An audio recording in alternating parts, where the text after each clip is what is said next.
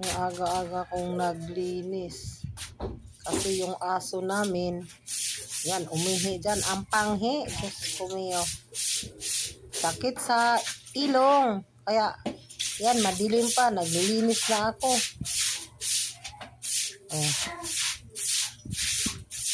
Ay, ang kulit kasi ng aso na yan. Sabi ko doon mag-ihi. Yan talaga siya nag-iihi. Kaya binibigyan talaga ko niya ng trabaho. Ayaw, araw-araw na lang talaga yan sa ganyan.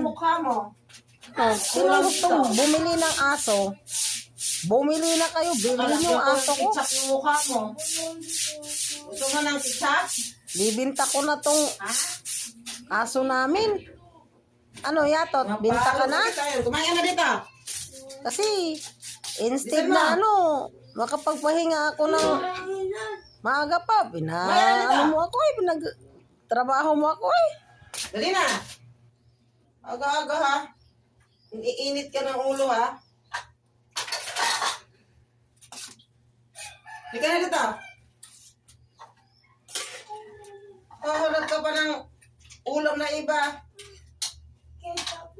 Kitsapin ko mukha mo. Gusto mo? Dito. Hindi ka na dito. Bilis.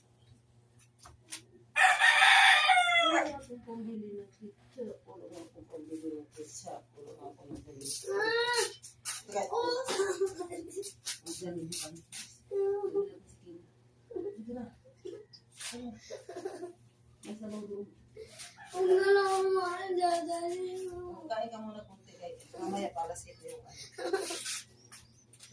Dali.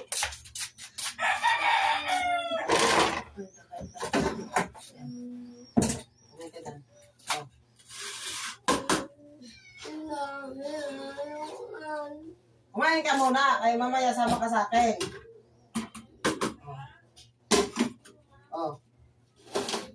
Wala tayo tumudugan. Sasama ka ni Kila. Alis tayo mamaya. Okay guys.